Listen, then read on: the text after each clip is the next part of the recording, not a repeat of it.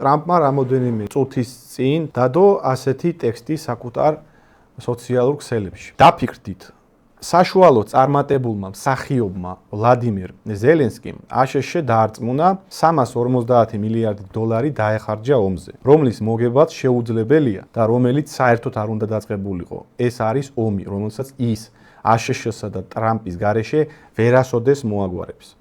ამერიკამ ევროპაზე 200 მილიარდი დოლარით მეტი დახარჯა, მაშინ როცა ევროპის თანხა გარანტირებულია, ხოლო ამერიკა არაფერს მიიღებს უკან. რატომ არ მოითხოვა მძინარე ჯო ბაიდენმა დახმარების გათანაბრება?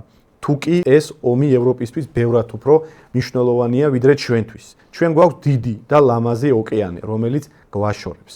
ამ ყველაფერთან ერთად ზელენსკი აღიარებს იმ თანხის ნახევარი, რაც ჩვენ გავუგზავნეთ, გაქრა. ის უარს ამბობს არჩევნების ჩატარებაზე, მისი რეიტინგი ძალიან დაბალია და ერთადერთი რაც კარგად გამოუვიდა, ის იყო რომ ბაიდენი თავის დაკროლზე აცეკვა.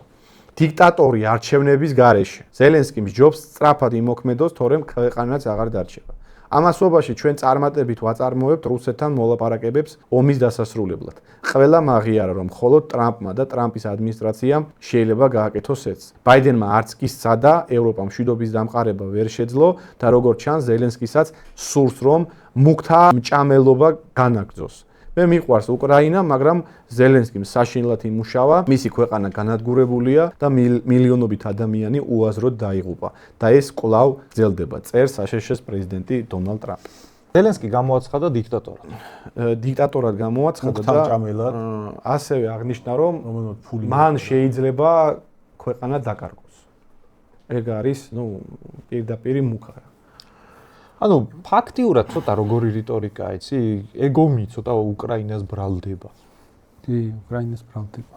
და ამერიკის პრეზიდენტის ლაპარაკი ისეთია, რომ აი პასუხისმგებლობის ტვირთი ხო არა? ჩვენ და რუსეთი წარმატებით ვაწარმოებთ მოლაპარაკებებს, შვენიერი მოლაპარაკებებია და ეს რაღაც დიქტატორია, ეს ზელენსკი, ანუ ტვირთი ამაზე გადა.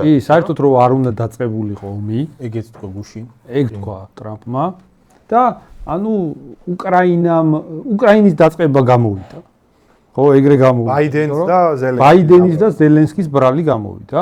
ეს ომი და ამერიკა ახლა საუბარი იმაზეა, რომ რატომ შეყვა ამ ყველაფერში დახმარების სახით, რატომ არ მოითხოვა დაბრუნება იმ თანხების. და ფაქტი ის არის, რომ ამერიკის მოსახლეობა მაგ რიტორიკას იწონებს. ამერიკის მოსახლეობის უმრავლესობაში ეგ პოზიცია, რაც ტრამპი რასაც ავრცელებს, ეგ არის პოპულარული. და მან მე მოდი დავამატებ იმას, რომ აი ეს ტერმინი, რომ ჩვენსა და ევროპას შორის შესანიშნავი ულამაზესი ოკეანეა და ჩვენ ცოტა ნაკლებად გვაწუხებს რა ხდება უკრაინაში ვიდრე ევროპას და ევროპა მოდი მეტი გადაიხადოს, ეგ რა სკოლის, რა პოლიტიკური მიმდინარეობის ლოგიკა და ტერმინოლოგია, ხო? რომ ვამბობდით, რომ გეოპოლიტიკის დრო მოდის და რეალპოლიტიკის და საკითხი ისე დადგება, რომ რაღაც გლობუსის მეორე მხარეს რო ვიღაცა არის, იმას ნაკლები ინტერესი აქვს, მაგაზე იყო ხოლმე პასუხები, რომ თქვენ აგესმით კაცო. ეგ ეგრე არ არის. ამერიკის ინტერესები ვრცელდება ყველგან და ყოველთვის. იმიტომ რომ დემოკრატია უნდა. ახლა რავი, მოვიდა პრეზიდენტი, რომელიც ამბობს, რომ საქართველოზე კი არა. რა საქართველოზე კაცო? ევროპამ ცოტა საკუთარ თავს თვითონ მიხედოს, იმიტომ რომ ჩვენსა და ევროპას შორის მშვენიერი ატლანტის ოკეანეა გადაჭიმული, ეგეთი ტექსტები რო ვიღაცას ესმის და მან ადამიანი დასკვნების კეთებას არ იწყებს, მან ძალიან ძიმეთ არის სიტუაცია სინამდვილეში. თან ეგ რეალური პოლიტიკის კონცეფცია ეგ და ეს გარდასახვა, რომ ჩვენთან ამერიკას ინტერესები აღარა აქვს და თან ბევრს გვეკამათებოდნენ ეს რაღაცა გლობალური დისკუსია მიმდინარეობდა სოფლიოშიც და აქაც სოციალურ ქსელებში, მედიაში, რომ არა ამერიკა და ხსნიდნენ, რატოა მნიშვნელოვანი ამერიკისთვის მაგალითად საქართველოს ტერიტორიის საქმე იმაშია, რომ და უკრაინა და ასე შემდეგ საქმე იმაშია, რომ რა არის შენთვის მნიშვნელოვანი და რა არ არის, ეგ გამომდინარეობს ძალის მასშტაბებით. აი მაგალითად ეხლა სადაც აფრიკაში ჩვენთვის რაღაც ქვეყანა და იქ რა ხდება, იმიტომ არ არის მნიშვნელოვანი, რომ უბრალოდ იმდენად სუსტები ვართ, რომ არანაირი საშუალება არ აქვს იქიდან რამე ბენეფიტები მივიღოთ, საერთოდ რამეში ჩავერიოთ. თუ ძალთა ბალანსი ისე დაალაგდა მსოფლიოში, რომ ადრე თუ რუსეთის საზღვრებთან ამერიკას ძალიან ეფექტურად შეეძლო ჩარევა, ეხლა რუსეთი იმდენად გაძლიერდა, ან ჩინეთი იმდენად გაძლიერდა, რომ იქ ჩარევა პრობლემატური ხდება, რაღაცა ესეთი ფიგურალურად ლეგიონების რაოდენობა ხო ლიმიტირებულია რა. იმპერიას ბევრი იმდენი ლეგიონი არ აყავს, რომ ყველგან იდგეს ლეგიონი. მით უმეტეს თუ მოწინააღმდეგე იმდენად გაძლიერდა, რომ მაშინ მეტი ლეგიონი უნდა ყავდეს, ვიდრე ყავდა. რომ გაძლიერებულ ჩინეთს გაუმკლავდე. აქ საუბარი არ არის მხოლოდ ლეგიონების, საუბარია მაშინ მაგალითად რა უნდა აფინანსოს USAID-მა, რამდენით უნდა აფინანსოს. თუ USAID-ის დაფინანსება ყოფნიდა საქართველოსნაირ ქვეყანაში ვითარების კონტროლს 20 წლის წინ ბევრად ნაკლები ოდენობით, ეხლა ფაქტია, რომ ვეღარ ერევი.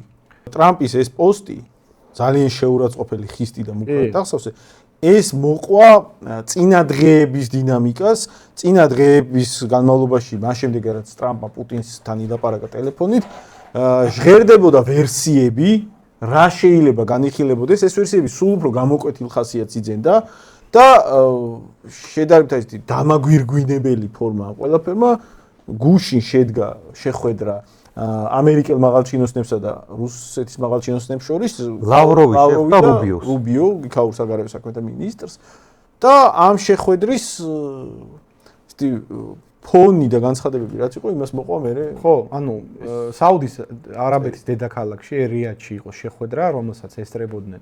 შეიძლება ითქვას საგარეო მიმართულებით, ნაციონალური უსაფრთხოების და საერთაშორისო დონეზე ინტერესების გამტარებელი ყველა ორივე მხრიდან ყველა წამყვანი ხელმძღვანელი, ანუ ამერიკელების მხრიდან იყვნენ მარკო რუბიო, ანუ სახელმწიფო დეპარტამენტის ხელმძღვანელი, საგარეო საქმეთა მინისტრი, ხო, ამერიკის აქეთა მხარეს იყო ლავროვი, ანუ ლავროვის იქით უკვე პუტინია, ასევე ამერიკის მხარეს იყო მაიკლ უოლცი, ანუ ეს არის ნაციონალური უსაფრთხოების შეფი, ანუ ძალოვანი კომპონენტი და ასევე იყო სტივ უიტკოფი, ეს არის მილიარდერი, ტრამპის მეგობარი, რომელიც აი ამ საგარეო მიმართულებით კონკრეტულ რეგიონებს ხელმძღვანელობს. ამ შემთხვევაში ახლო აღმოსავლეთს ყურირებს ეგ ადამიანი. და მათ შორის რუსეთის მხრიდანაც ეკონომიკური მიმართულების კადრები იყვნენ. ეგ ადამიანი, ეს სტივ უიტკოფი იყო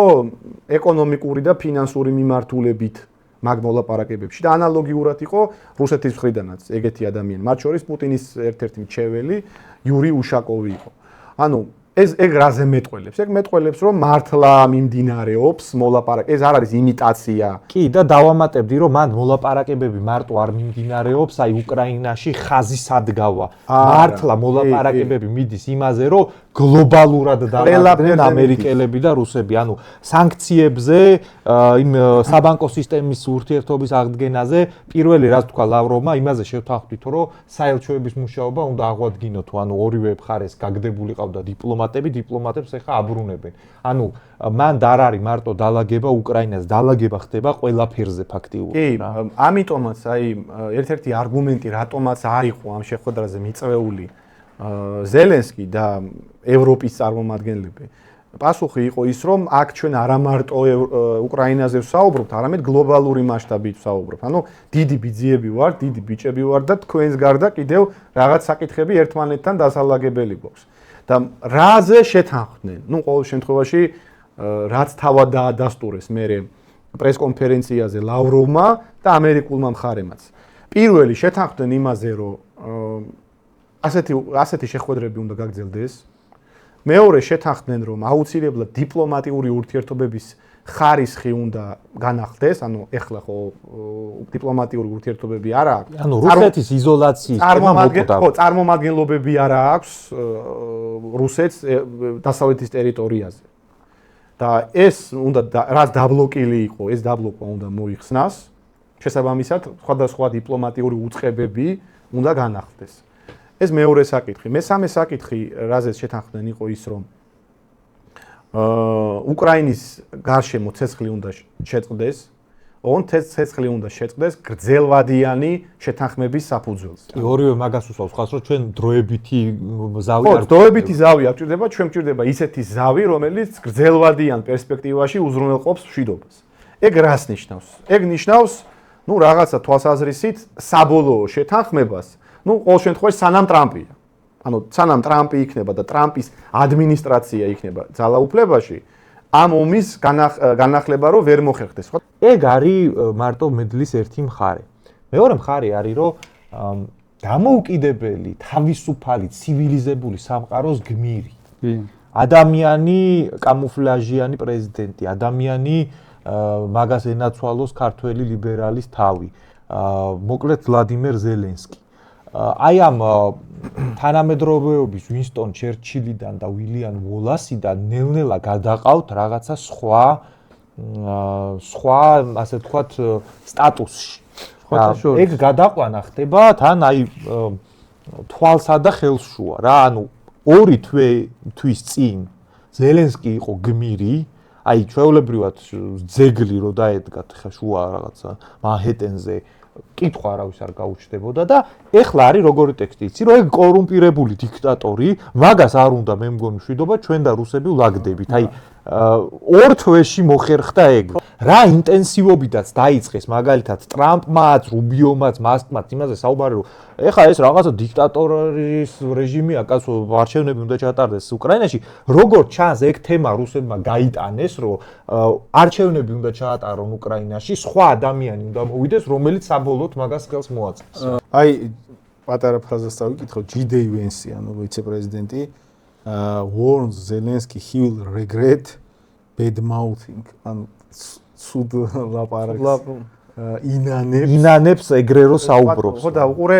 bad mouthing Trump and condemns his atrocious response to peace talks რა ანუ ამის ამაზრზენ ძალიან სახიფათოა უკრაინისთვის და ზელენსკისთვის ეხლა ეს განცხადებები და ანუ დედას ანუ ჩვეულებრივ შეიძლება დაბრუნდონ მან რა ყოველგვარი იმის გარშემო შეიძლება დაბრუნდონ აი ეგეც ბოლომდე შევაჯამოთ ანუ რა პირობებზეა საუბარი ასევე მინდის საუბარი რომ შეიარაღებული ძალების რაღაცა ფორმით შეკვეცა უნდა მოხდეს უკრაინის და რაღაც კონკრეტული შემტევი შეიარაღების დაბლოკვაც უნდა მოხდეს. და პლუს კიდე საუბარი ხო არის რომ აი უკრაინასაც რაღაცა უსაფრთხოების გარანტიები ჭირდება და მაგ გარანტიებზე ამერიკელებმა კი უსაფრთხოების გარანტიები ჭირდება უბრალოდ ჩვენ ჯარი მანდ არ იდგება. ნატოში არ მივიღებთ და ვინმეს თუ გინდათ მან ჯარის დაყენება აი მაგალითად ევროპას დააყენეთ პრობლემა არ არის უბრალოდ მაგ თქვენ ჯარზე ნატოს მეხუთე პუნქტი, ანუ კოლექტიური თავდაცვა არ გავრცელდება. ანუ ბუკვალურად გუშინი ლაპარაკა ტრამპა, აი მასეთი ტექსტი. არაფერს არ ვამბობ პრაქტიკულად ჩვენ ვაპირებთ ან ცეცხლის შეწყვეტას მივახჭებთ, ან ხანგრძლივ მშვიდობას. ან ორივეს ერთად, მაგრამ დავიწყებთ ცეცხლის შეწყვეტის ცდელობით.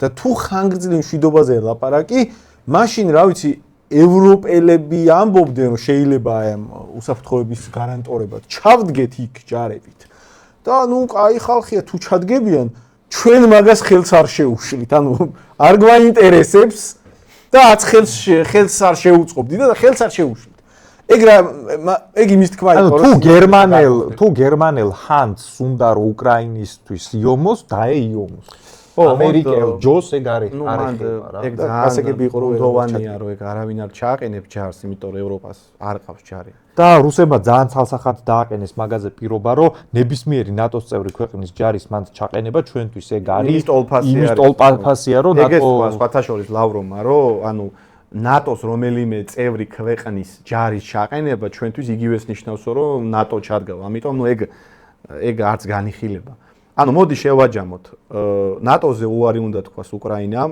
რუსეთმა რა ტერიტორიებიც ოკუპაციაც მოახდინა ეგ რუსეთს დე ფაქტო ჩერჩება ჯარი უნდა შეამციროს შეიარაღება უნდა კონკრეტული სახის შეიარაღება ასევე უნდა არ მიიღოს ეგ ნაწილი ჯერ მე ვარაუდობ ვარაუდებს ხო ისე გაჟღერებული ნაწილი რუსეთს უნდა მოუხსნათ სანქციები უკრაინის წიაღისეული უნდა წაიღოს ნაწილი ამერიკულმა კომპანიებმა იმ შეთანხმებაში, რომელსაც ზელენსკიმ არ მოაწერა ხელი, 50% უნდა ყოფილიყო ამერიკელების, ნუ წარმოგიდგენიათ, უკრაინის წიაღისეულის 50% ამერიკელების ხელში უნდა გადასულიყო. და არჩევნები უნდა ჩატარდეს. აი, ეგ ყველაფერი რო შევაფასო, მოდი აი მე ჩემს სიტყვებს კი არ გამოვიყენებ. მე გამოვიყენებ, აი ვის ციტირებას მოვახდენ, იცი? პროუკრაინელები ვინც ყავდა საქართველოში, მაგათ ხო ყავდათ კუმირი. ადამიანი, რომლისგანაც იგებდნენ საერთოდ ომში რა ხდება. ალექსეი არესტოვიჩი. და მოდი მე ალექსეი არესტოვიჩის ციტირებას მოვახდენ ახლა და უბრალოდ სიტყვა-სიტყვის გავიმეორებ. უკრაინა მიგვიყიდეს რუსეთზე 500 მილიარდად და მაგ 500 მილიარდს ისევ ჩვენ უკრაინელები გადავიხდით.